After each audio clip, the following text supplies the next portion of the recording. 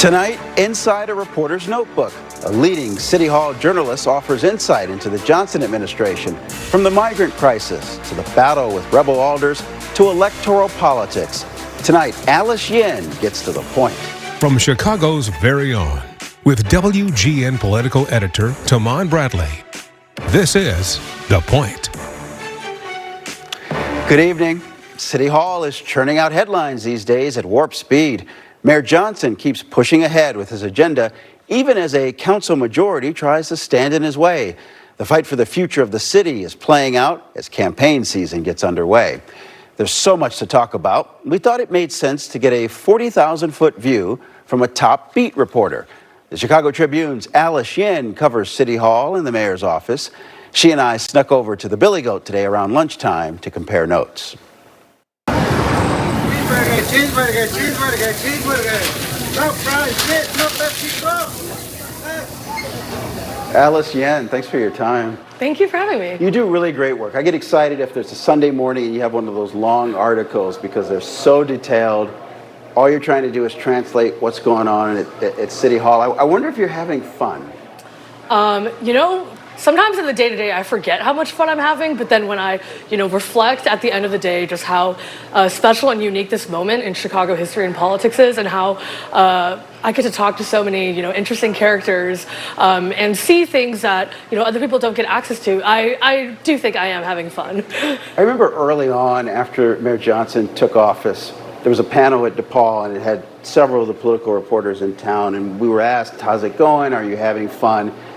And people gave different answers. I said I was enjoying it very much because I see our role as just to be there to translate. I mean, I think there are a lot of folks who've been around a long time. They were taken aback. This mayor is different. The way he communicates is different. He's only talking to his base. Things get lost in translation. And I don't see you being fazed by that. Yeah, I think... for me, I've covered the mayor for a while back when he was a commissioner as well. And I also find it really interesting to just cover political movements. Chicago has a really unique progressive movement here, and that as intrinsic to Johnson, the politician, as, anything in this term.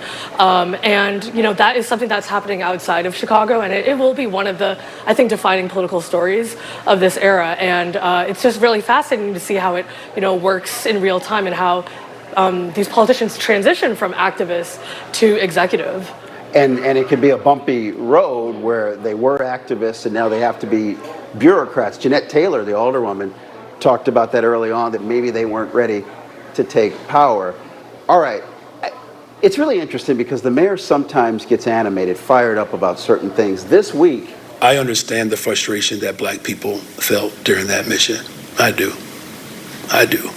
It was a question about the migrant crisis right after he took office, where you had tens of thousands of people being bussed here from the southern border.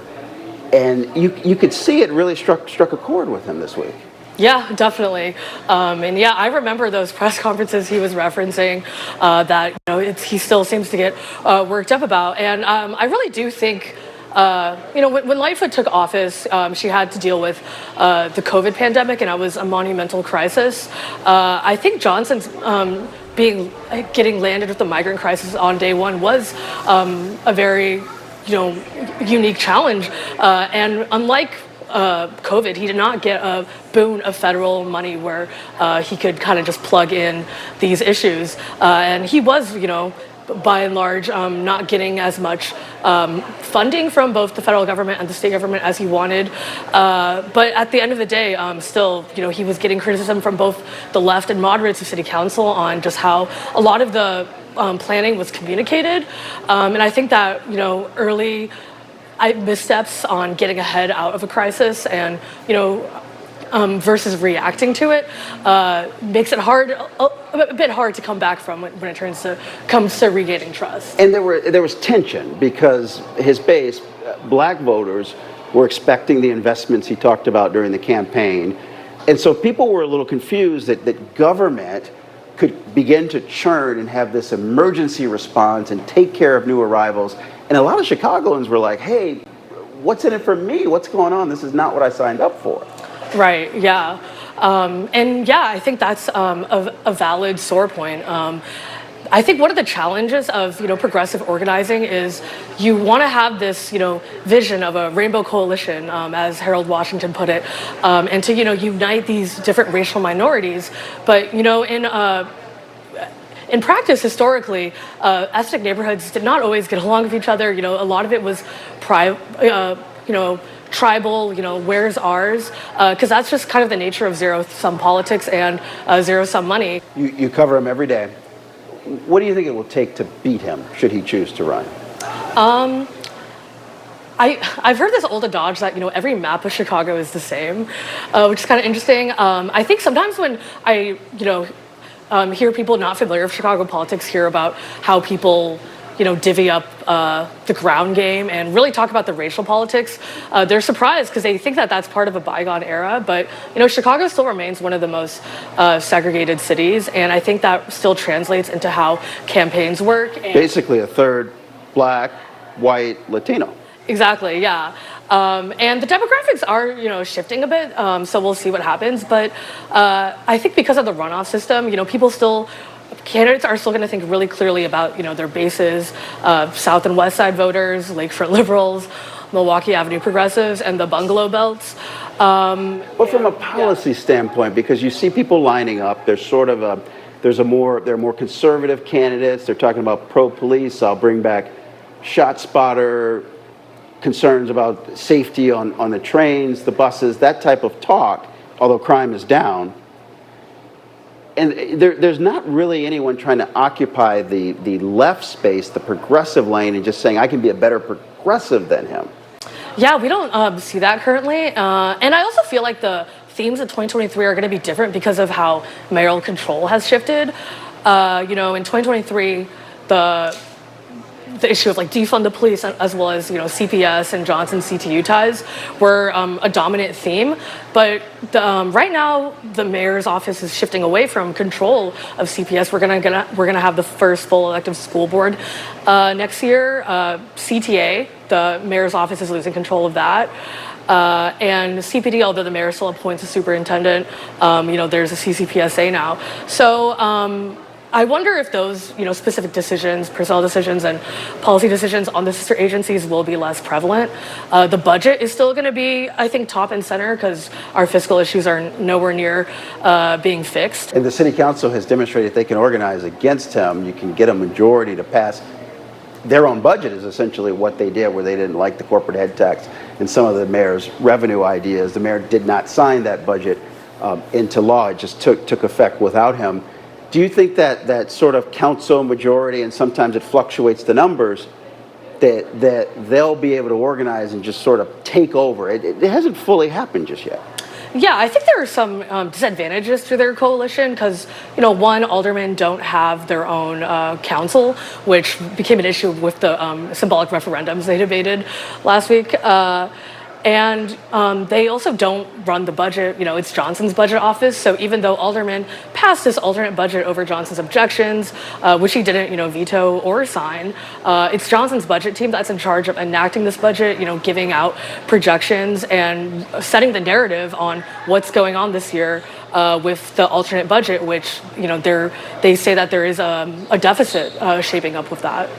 Are you ready for what's about to happen? Just a full campaign from now until February's runoff and then April of next year? I'm ready as I ever was, probably more than I was 4 years ago. But I think, the landscape is a little different now. And I'll be spending the coming weeks thinking about how... What's different about the landscape? Well, for one, I think last time we had, an incumbent black mayor run against 8. I think mostly other black candidates, and it was Chuy Garcia and Paul Vallis as the Latino and white candidates. And, with racial politics in Chicago, that I think changed the calculus. We saw Johnson make it into the runoff with mostly liberal white voters and then win Black support, and now that will be one of his top bases. I think, some of the liberal lakefront voters are the most fickle supporters you can have. They're once probably you up for grabs this election. Yeah, they're a little less, I feel like, ideological than the Milwaukee Avenue progressives, and sometimes once you lose them over maybe like transit or good governance issues, they're gone. So we'll see how they turn out. Well, we'll be covering it. It's going to be a lot of fun, Alice. Thank you. It's a big week in the race for Chicago mayor, and there will be no let up next week. Secretary of State Alexi Giannoulias' campaign sent out invitations to a special announcement coming up at noon on Sunday. Giannoulias is widely expected to launch a campaign for mayor. And tonight, a key member of the Community Commission on Public Safety and Accountability is urging City Council to delay the search for Chicago's next top cop. In a letter to alders, Anthony Driver asks that the search time frame be extended through next spring after the mayoral election. Now a commissioner, Driver led the search that resulted in Larry Snelling becoming CPD superintendent. There's a political dimension. Driver is a labor leader, the executive director of SEIU, Illinois State Council. The group remains at odds with the Chicago Teachers Union, a major crack in Mayor Johnson's winning coalition from 4 years ago. Back with you in 60 seconds.